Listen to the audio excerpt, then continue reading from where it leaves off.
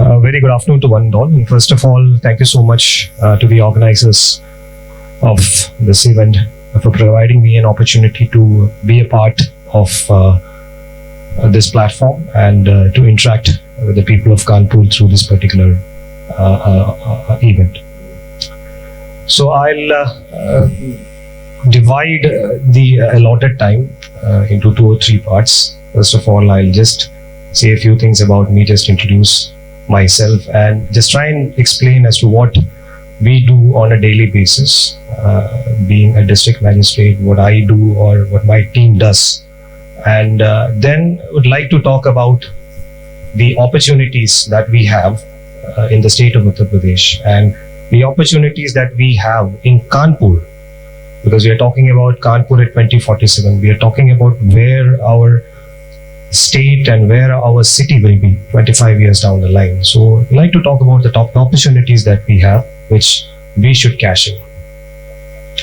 So as the host of the event explained, I belong to the 2011 batch of the Indian Administrative Service, and I've been in Kanpur for the last 8 months as collector and district magistrate. So the job description of the district magistrate has undergone a great amount of transformation over a period of time. Maybe 3 decades back, the office of the district magistrate would have been more into enforcement and magistracy work, and now in 2023, I would like to characterize this particular office as the agent of change, the agent of development. The major role that the collector plays at the district level is to push the various developmental agendas, the various developmental projects, and to ensure that the entire set of the government departments and government administration are coordinated to ensure that a citizen-friendly administrative setup is ensured. I've been able to work in the various parts of Uttar Pradesh. I started my career in the district of Sonbhadra, one of the most beautiful districts in Uttar Pradesh.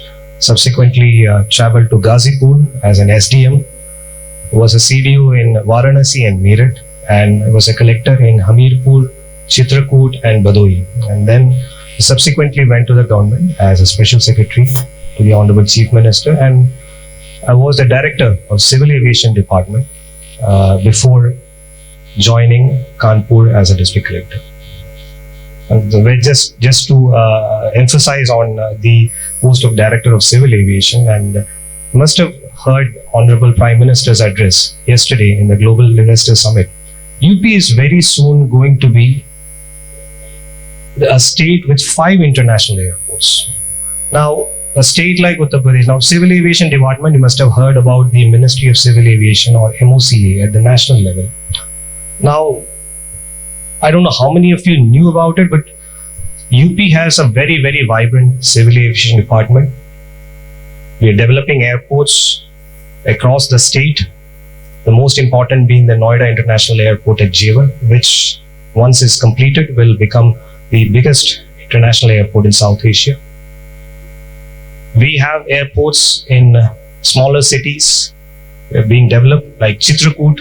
We are having an airport right now, and very soon the Chitrakoot airport will be having the capacity of handling A320 class of aircrafts. We're developing an airport in Sonbhadra, we're developing an airport in Shravasti, we're developing an airport in Azamgarh. So the Department of Civil Aviation, again, had a great opportunity of working there and understanding a sector which is otherwise not really accessible on a day-to-day basis, the sector of civil aviation, and the amount of opportunities that the state of Uttar Pradesh has in this particular sector. And as all of you might be aware, one of the most important discussions in Kanpur is obviously when will we have the new airport. So we'll go to that particular point, but again, the interest in this particular sector is the very fact that the moment you have an airport, the connectivity to that particular city increases multifold, the accessibility increases, the investors tend to come into the city, the businesses tend to come into the city, and the overall socio-economic setup of the city receives a quantum jump. So that is one of the most important reasons why the civil aviation sector is very important, and the government of the day is actually focusing on that. Now, talking about opportunities in the state of Uttar Pradesh, I think today is one of the most important days where we should actually talk about what are the set of opportunities that we have in the state of Uttar Pradesh. We witnessed the inauguration of the Global Investors Summit yesterday. More than 18,000 MOUs, more than 32,000 lakh crores, 32,000 lakh crores proposals have been received, and there is a great amount of enthusiasm from investors across the globe for coming into UP. The kind of infrastructure that we have, the kind of infrastructure that is being developed. Now we have a network of road connectivity which will enable a farmer in the easternmost part of Uttar Pradesh to take his produce overnight to a mandi in the NCR region. We have a network of express highways which will facilitate a farmer from Bundelkhand region to take his produce to Delhi overnight. So that is the amount of possibilities that we are looking at in the state. And now when we talk about Kanpur, the district administration has launched a set of dialogues with the citizens of Kanpur called as Kanpur 2047. Kanpur 2047 basically this talks about how do you want to see the city 25 years down the line, and why is 2047 important? 2047 is when we complete 100 years of independence. Last year we celebrated 75 years of independence, and now it is actually the right time to talk about how the next 25 years of our journey is going to be. What are the things that we missed out, and what are the things that we should focus in the next 25 years is a dialogue that we tend to take up, and we have been discussing with various stakeholders over the last 3.5 months to create a vision document. But as you know, the journey to 2047 starts today. I mean, the journey for the next 25 years, the first step has to be taken today. I mean, whatever we discuss, whatever we decide, whatever we tend to achieve 25 years down the line, the first step has to be taken today. And when I say that Kanpur as a city has the maximum potential to achieve the results in the next 25 years, there are a number of reasons which provide a very, very conducive ecosystem. Kanpur has a very typical geographical advantage. As a city, it is covered from all angles by national highways. When you come to Lucknow, you have a Kanpur-Lucknow National Highway, which is now being upgraded into a Lucknow-Kanpur Expressway. On the other side, you go towards Jhansi, again you have a national highway. You go towards Khabrai, you again have a national highway. You go towards Kannauj side, again you have a national highway, which is now being widened. So, and the most important part, we are having a 93-kilometer ring road, which is being developed.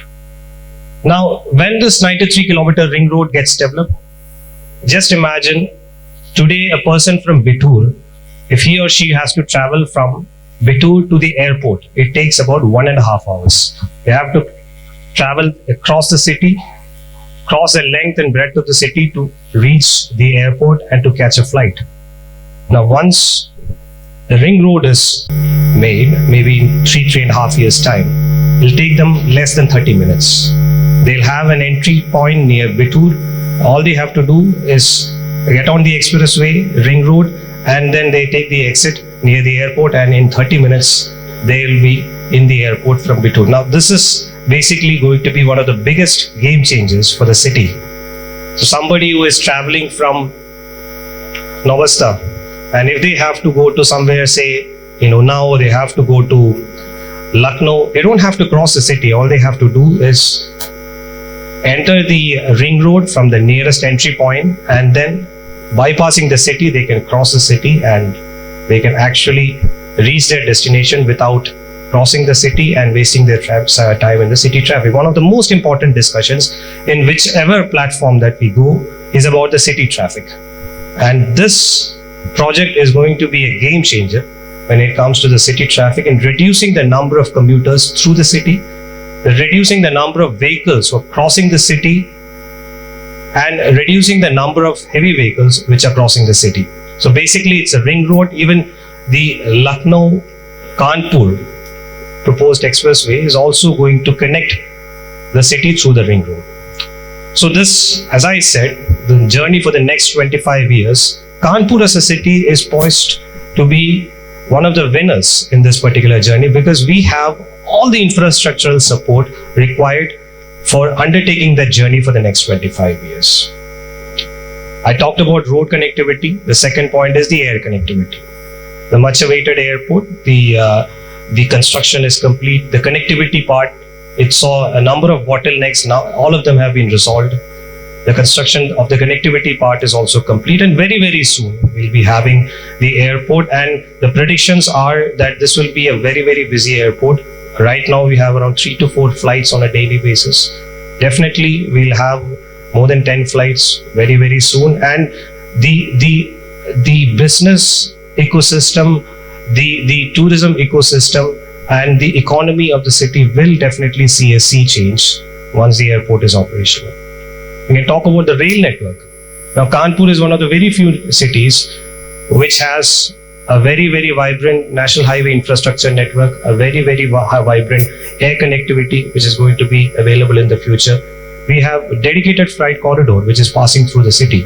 We're having a multi-modal logistics hub which is coming up in Sarson. We have in Kanpur, I don't know how many of you know about it, we have a 2000 megawatt thermal power plant which is coming up in Kanpur. So Kanpur as a city is going to emerge as it's already an established manufacturing hub, and if we take the right decisions at the right time, we can transform the city into a manufacturing powerhouse. Now, when we talk about employment, most of the educated, most of the college graduates, they tend to go into the IT and IT enabled and services sector. Now, manufacturing is equally important, and if we see the NCR as an IT hub, we should try and focus to develop Kanpur as a manufacturing powerhouse. It's already a manufacturing powerhouse. All we need to do is to enhance the existing strengths that we have.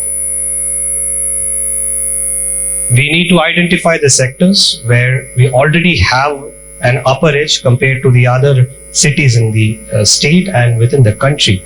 And we need to work on those strengths to ensure that we come up as a game changer, we come up as the winner in this particular scenario. As I explained, we already have the infrastructural support which is required. We already have the locational advantage required for being the winner in the race in the next 25 years. So all we need to do, and one very important thing is, there are sectors we know about Kanpur as an industrial powerhouse. A very, very important thing which we always overlook is the startup ecosystem in the city. Kanpur has a very vibrant startup ecosystem. Our startups focus on things ranging from drones to military technology to recycling of plastics, reusable waste. There are n number of startups, and we recently tried to provide credit support to the startups who are based out of the IIT. We've been successfully able to sign the MOUs with a couple of nationalized banks and the IIT startup hubs, and they're doing really well. I mean, Kanpur can emerge with the kind of educational institutions that we have. We have the IIT, we have the HBTU, we have the universities over here. So Kanpur can very, very effectively emerge as a hub for education and as a hub for the startups. So these are the strengths I think we should work on. These are the strengths which are untapped. Kanpur can very well be the startup hub in the entire northern part of the country. We can, as the seat where we already have an IIT, we have the medical college, we have the technical university here. It's a very, very conducive ecosystem to develop as a startup hub. All we need to do is to identify the people who are already there, give them the support, which we are definitely trying to do. As I said, the role of the collector now is mostly as a development agent, as a person who pushes the various development agendas. So I try to meet at least 2 or 3 startups every week, try to provide them the support that is required from the government side. And I'll tell you, when the kind of ideas that the startups have, the kind of enthusiasm the startups which are based out of IIT, which are based out of HPTU, the kind of enthusiasm that they show, I'm pretty confident that the journey for the next 25 years is going to be very, very promising for the city of Kanpur. So I'm sure that we all realize the potential that we have. N number of fields which we have been talking about. We discussed in the dialogues related to Kanpur 2047. We discussed how we can tap the potential in the art, tourism, and culture sector. How we can tap the potential in the sports sector. We have an international cricket stadium here. How to tap the potential in the sports sector. How to tap the potential in the hospitality sector. These were the discussions that we had, and we are very soon going to come out with a vision document which will be shared with the citizens of Kanpur, which I think will be a shared vision. Mostly these are all crowdsourced ideas. The ideas are, this time, the Kanpur for the next 25 years is going to be really promising. And I'm very sure that all of you will join hands for ensuring that we come out as a winner. The city of Kanpur comes out as a winner in this particular journey. Thank you so much for giving me this opportunity and this platform to interact with all of you.